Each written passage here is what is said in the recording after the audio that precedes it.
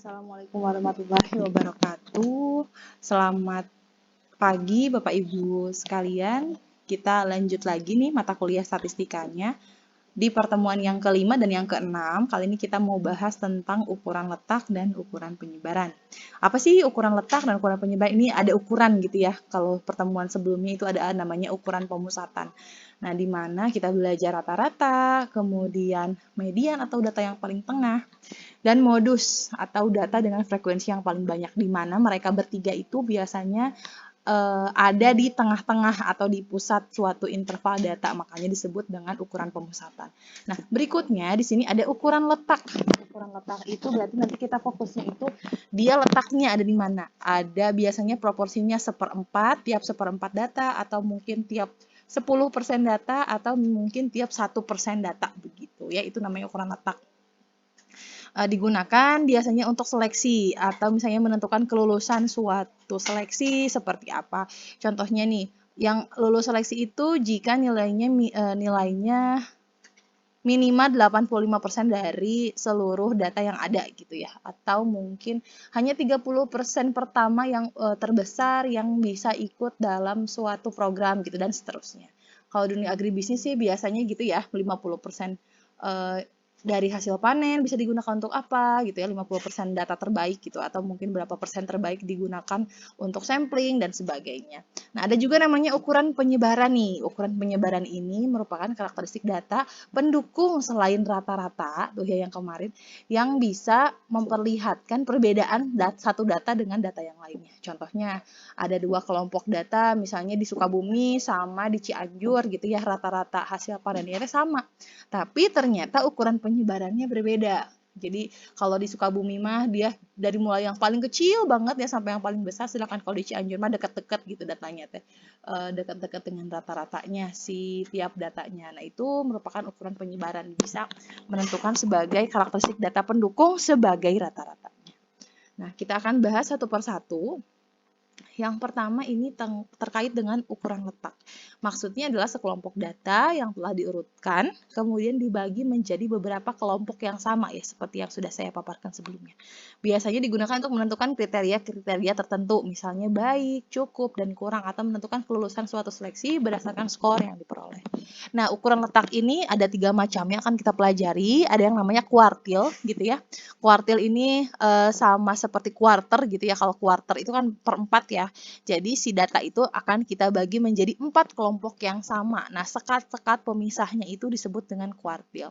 Jadi kan kalau misalnya ada 4 kelompok yang sama, kelompok yang pertama 0 sampai 25%, terus kelompok yang kedua 25 sampai 50%, kelompok yang ketiga berarti 50 sampai 75%, dan kelompok yang keempat adalah 75 sampai 100%.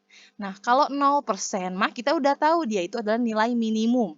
Dan 100% itu kita sudah tahu dia adalah nilai maksimum. Nah, berarti sekat-sekat yang di tengahnya yakni 25%, kemudian 50% dan 75%, itulah yang dinamakan dengan kuartil.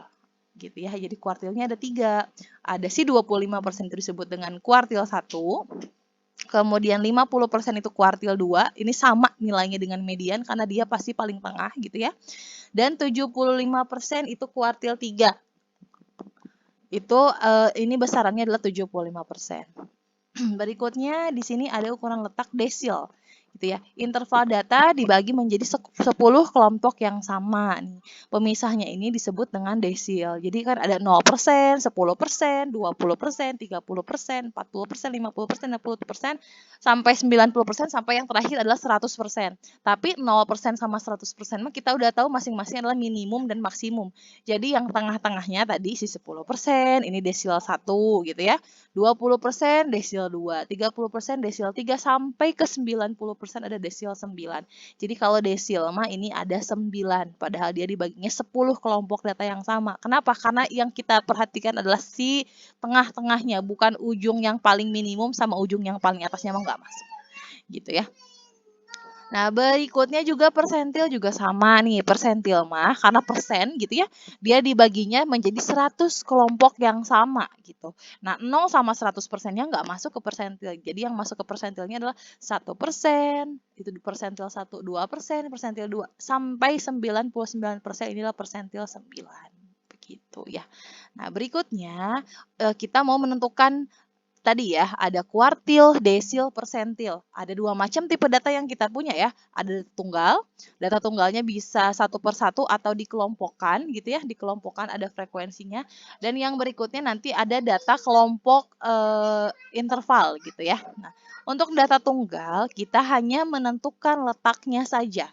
Jadi untuk menentukan letaknya ini rumus-rumusnya sebetulnya mirip-mirip ya, kuartil, desil, sama persentil, bedanya hanya pernya saja. Coba Bapak Ibu lihat ya. Kalau kuartil per 4, desil per 10, persentil per 100. Di mana I-nya ini adalah mau yang keberapa gitu. Kalau kuartil kan tadi cuma 3, berarti kuartil 1, 2, 3 tinggal diganti. Misalkan di soal yang ditanyakan hanya kuartil ketiga, oh berarti I-nya kita ganti dengan 3. N-nya ini adalah banyaknya data gitu ya. Nah, kalau desil, misalnya desil itu 70% gitu ya. 70% berarti desil ke-7. Berarti kita ganti I-nya 7. Nah, 70% juga bisa kita jadikan sebagai persentil.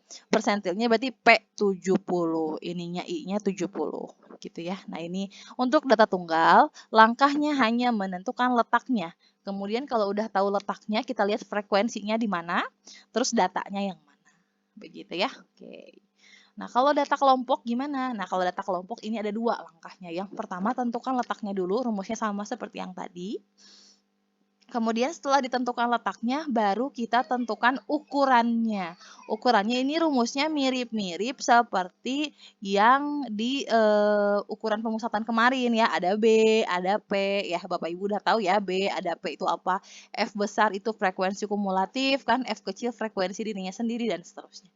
Yang lainnya istilahnya sama. I itu adalah yang ditanyakan letak yang keberapa, N-nya itu adalah banyaknya data, dan seterusnya. Begitu ya Bapak Ibu ya, ini rumusnya. Nah, kemudian sekarang kita ke ukuran penyebaran dulu nih. Ini digunakan untuk menentukan penyebaran data dan biasanya digunakan sebagai karakteristik data pendukung rata-rata dan dapat digunakan untuk membandingkan data yang satu dengan yang lainnya seperti yang tadi saya paparkan ya di awal. Nah, simbolnya ini kalau di populasi ini namanya sigma kecil ya, sigma kecil kuadrat. Kalau sampel ini S kuadrat. Kenapa sih ada kuadratnya gitu ya? Karena kalau nggak pakai kuadrat itu namanya bukan varians gitu ya. Kalau ini kan penyebaran tuh maksudnya varians ya. Kalau misalnya nggak pakai kuadrat namanya itu simpang saja. Simpangan ya gitu ya, simpangan baku namanya. Oke, nah gimana cara menentukannya? Nih ya. Nah, untuk yang data tunggal, nah kita ketemu lagi nih untuk data tunggal ya si variansnya ini.